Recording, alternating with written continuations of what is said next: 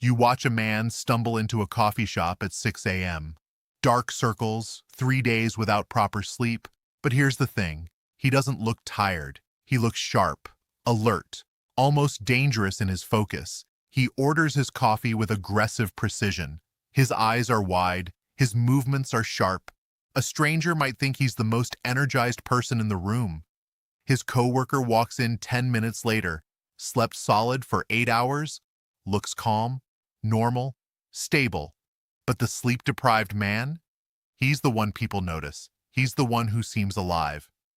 "How do you have so much energy?" someone asks. He laughs. "I don't even know. I feel incredible." This is the paradox that breaks most biohackers. The paradox that destroys most productivity gurus. The paradox that medical textbooks don't explain clearly enough. Less sleep does not mean less energy. Not at first. At first it means the opposite. And this is where the biology gets dark. Because what feels like energy isn't energy at all. It's a stress hormone symphony. It's your nervous system firing on all cylinders because it thinks you're under threat. It's dopamine loops that have been hacked open. It's adrenaline that your body is pouring into your bloodstream like gasoline into a car that's already overheating. For the first 3 days, maybe 4, your body doesn't collapse. It escalates. But here's what nobody tells you. Escalation isn't sustainability. It's a countdown. Your testosterone is already dropping. Your cortisol is already spiking. Your sleep architecture is already crumbling. But you won't feel it yet. You'll feel invincible instead. And that feeling, that's the trap. In this video, we're going to unpack exactly what's happening inside your body during these first 72 hours of sleep deprivation. We're going to show you why you feel more energetic when you should feel exhausted. We're going to trace the cascade of hormonal events that feel like power, but are actually the early stages of systemic collapse. Because the real danger isn't the crash you see coming, it's the one you don't. Let's introduce our character. His name is Marcus. Marcus is 34, works in tech, smart, ambitious. The kind of guy who reads about biohacking at midnight and thinks sleep is negotiable, that it's something you optimize rather than something you honor. 2 weeks ago, he read an article about polyphasic sleep, took a podcast that talked about sleep efficiency, watched a video of some influencer who claimed to run on 5 hours a night and still have abs and mental clarity. So he decided to test it. Just for a month, he told himself, just to see what's possible. By day 3, something unexpected happened. He felt better than he had in years. Not just awake, better. His mind was racing. His focus was laser sharp. He sat down at his desk and worked for 6 hours straight without checking his phone once. At the gym, his lifts felt heavier, his muscles more responsive. When he looked in the mirror, his jawline seemed sharper. His eyes looked brighter. "This is working," he texted his friend. "I feel like a different person." His friend didn't respond for an hour. When he did, he just wrote, "That's concerning." But Marcus brushed it off. His friend sleeps 9 hours. What would he know about optimization? The problem is, Marcus isn't unique. He's the template. He's the guy millions of other men are right now, feeling what they think is energy, but is actually their body's emergency response system in full activation mode. He's got an internal conflict brewing. Part of him knows something's off. Part of him feels invincible. And between those two parts is a battle that his body is losing. Here's the thing about sleep. It's not a passive state. It's not just rest. Sleep is when your body runs maintenance. Deep sleep is when growth hormone floods your system. REM sleep is when your brain consolidates memories and regulates emotion. Light sleep is when your nervous system downregulates from the chaos of the day. When you cut sleep short, you're not just losing hours. You're sabotaging an entire cleaning cycle. Your body notices immediately. Within the first 24 hours of sleep deprivation, your system detects a threat. Not a conscious threat, a biological one. Your brain recognizes that something is wrong. So it triggers the sympathetic nervous system. This is your fight or flight mode. Your pituitary gland starts releasing ACTH, adrenocorticotropic hormone. This signals your adrenal glands to produce cortisol. Cortisol is a stress hormone. It's useful in small doses. It wakes you up. It mobilizes energy. It sharpens focus. But it's supposed to peak in the morning and decline throughout the day. When you're sleep deprived, cortisol doesn't follow that pattern. It stays elevated. It spikes higher than normal. It creates a constant state of physiological arousal. This is why Marcus feels wired at 2 a.m. when he should be crashing. But cortisol isn't working alone. Your body is also upregulating dopamine, the motivation and focus neurotransmitter. Dopamine floods certain pathways in your brain, creating that sensation of sharpness, that feeling of being on. Your norepinephrine levels spike too. This is another stress neurotransmitter. It increases heart rate, blood pressure, and mental alertness. So after 3 days without sleep, Marcus's neurochemistry looks like this. Cortisol, chronically elevated. Dopamine, artificially spiked. Norepinephrine, running hot. But here's the crucial part, and this is where the paradox deepens. His testosterone is already dropping.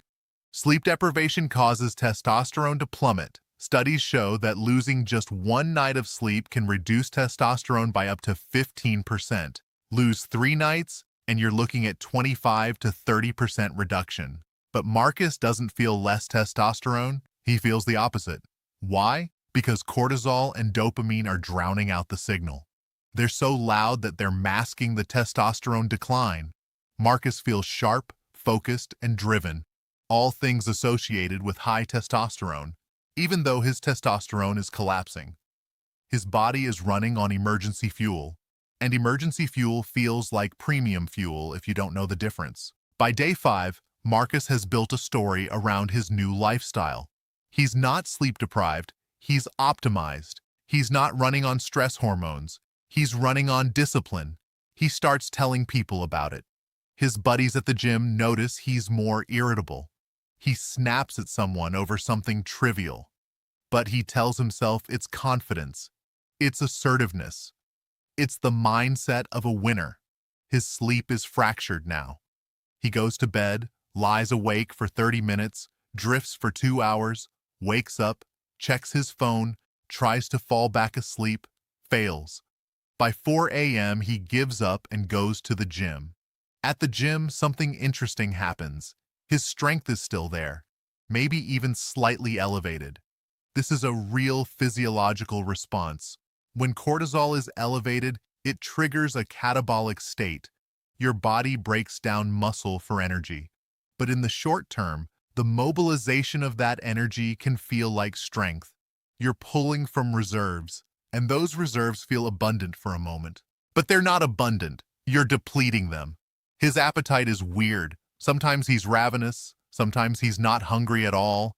His digestion is suffering because his nervous system is stuck in sympathetic mode. When you're in fight or flight, your digestive system shuts down. It's an evolutionary feature. You don't need to digest food when you're being chased by a predator. Marcus doesn't make that connection. He just thinks, less hunger means I'm more efficient. By day 7, a new problem emerges. His sleep got even worse. This is the cruel irony of sleep deprivation. The more sleep-deprived you become, the harder it is to fall asleep. Here's why. Your body is flooded with cortisol and adrenaline. These are activating hormones. They're supposed to help you wake up, not fall asleep. So even though Marcus is exhausted on a cellular level, his nervous system is too activated to let him rest. He tries melatonin, doesn't work. Tries valerian root, doesn't work. Tries magnesium. Slight improvement, but not enough. So he does what millions of sleep-deprived people do. He accepts it. Maybe I just don't need much sleep, he tells himself. This is a dangerous belief because it prevents him from seeing the problem clearly. Meanwhile, his hormonal situation is deteriorating. His testosterone continues to drop. By day 10, it's down almost 40% from baseline. His cortisol remains chronically elevated, which is now suppressing his immune system. He's starting to get sick more easily, but he attributes it to seasonal allergies. His growth hormone production has been decimated. Growth hormone is released during deep sleep, and he's not getting deep sleep. This means his body's ability to repair tissue, build muscle, and regulate metabolism is compromised. His insulin sensitivity is declining because sleep deprivation disrupts glucose metabolism. His mental health is degrading in ways he hasn't noticed yet, but others have. His girlfriend mentioned that he seems off. His mom asked if everything's okay. His boss pulled him aside and asked if he was feeling all right. But Marcus feels more energized than ever. This is the trap. The objective markers of his health are crashing, but his subjective experience, the way he feels, is still riding the wave of artificial stimulation. The cortisol and dopamine are still loud enough to drown out the biological distress signals. Somewhere around day 12, something shifts. It's subtle at first. Marcus sits down to work on a project that should be easy. His brain feels foggy. Not tired, exactly. Foggy, like he's thinking through water. He pushes through, drinks more coffee, takes a cold shower. The fog doesn't lift. Over the next few days, he notices other things. His mood is unstable. He laughed at something trivial, then felt like crying 5 minutes later. His anxiety is higher. He's worrying about things he never worried about before. His sex drive has tanked, a direct result of his testosterone crash, but he doesn't connect it to the sleep deprivation. He thinks he might be depressed. He can't concentrate on anything complex. Reading a technical article feels impossible. His working memory has degraded. His hands shake slightly. This is the chronic elevation of cortisol and adrenaline creating physical tension. And here's the moment of reckoning. Marcus looks in the mirror one morning and barely recognizes himself. His face is puffy. His skin looks gray. There are new lines under his eyes. He looks aged, depleted, like he's been through something. The sharpness he saw in the mirror on day 3, that wasn't health. That was stress. That was his nervous system in overdrive creating the illusion of vitality. This is the turning point where the narrative breaks. For the first time, Marcus considers, what if I've been wrong? What if what he thought was optimization was actually degradation? What if the energy he felt wasn't real? The cortisol and dopamine are finally wearing down. The body can't maintain that level of artificial stimulation forever. Eventually, the reserves run dry. The nervous system exhausts. The hormonal backlog comes due. And now, the biological reality that was masked before becomes undeniable. Once the artificial stimulation wears off, the body doesn't return to baseline. It crashes below baseline. This is called a rebound effect. Your nervous system has been in overdrive for 12 days. Your stress hormones have been elevated for 12 days. Your body has been in a constant state of emergency. When you finally try to rest, your system doesn't know how to downregulate. It's been trained to stay up. It's addicted to the stimulation. So paradoxically, Marcus's insomnia worsens now. He lies in bed, completely exhausted, unable to sleep. His mood crashes into depression. The dopamine system that was artificially elevated is now depleted. Dopamine doesn't bounce back immediately. It takes time to restore. So Marcus feels anhedonic, unable to feel pleasure in things he normally enjoys. His testosterone is still low. It will take weeks to recover. His cortisol is still elevated because the insomnia keeps triggering the stress response. His immune system is compromised, so he actually gets sick. A cold that would normally last 3 days lasts 2 weeks. His metabolism is disrupted, so he gains weight despite eating less. His libido is gone. His motivation is gone. His focus is destroyed. And here's the kicker. All of this is now visible in a way the previous state wasn't. There's no ambiguity anymore. Marcus can't tell himself he's optimized. He can't tell himself he's disciplined. He can't tell himself he's winning. He looks like what sleep deprivation actually is, a biological assault. The good news is that the body is remarkably resilient. But recovery isn't immediate, and it requires understanding what actually needs to recover. When Marcus finally prioritizes sleep, real, full, 7 to 9 hour sleep, several things start happening. Night 1 and 2, nothing obvious changes. Marcus is so sleep-deprived that his nervous system is too dysregulated to fall into deep sleep immediately. He sleeps, but it's light. It's interrupted. It's not restorative. Night 3 to 5, deep sleep returns. This is when the body starts doing actual repair work. Growth hormone floods the system during deep sleep. The brain starts consolidating memories again. The nervous system begins downregulating. Week 2, testosterone starts recovering, slowly but noticeably. Marcus's mood starts lifting. His motivation returns incrementally. Week 3 to 4, the hormonal system is approaching something close to normal. Cortisol is declining. Dopamine is restabilizing. Sleep architecture is normalizing. Week 6 to 8, full recovery. Testosterone is back to baseline. The body has repaired most of the damage. Mental clarity returns. Mood stabilizes. But here's what's crucial. This recovery only happens if Marcus actually sleeps. And after experiencing the crash, most people do prioritize sleep. They have no choice. The crash is so obvious, so undeniable, that they can't rationalize away the need for rest. The ones who struggle are the ones who didn't reach the crash, the ones who felt the initial energy high and stopped the experiment before the biology caught up. They think they're exceptions. They think they're wired differently. They think they found a loophole. They haven't. They're just operating on a delayed timeline. This is where the video gets serious. The sleep paradox isn't just uncomfortable, it's dangerous. Because when you're running on chronically elevated cortisol and dopamine, you're making decisions from a place of artificial confidence. You're in a state of mild mania. Marcus made several decisions during his sleep-deprived phase that he wouldn't normally make. He bought something expensive on impulse. He sent a confrontational email to his boss that he later regretted. He argued with his girlfriend over something trivial. He committed to a project timeline that was completely unrealistic. He trained harder than his body could recover from, creating micro-injuries. These decisions made sense in the moment because his brain was flooded with motivational chemicals. They made sense because he felt unstoppable. But they were objectively poor decisions. And this is the hidden cost of the sleep paradox. It doesn't just damage you physically.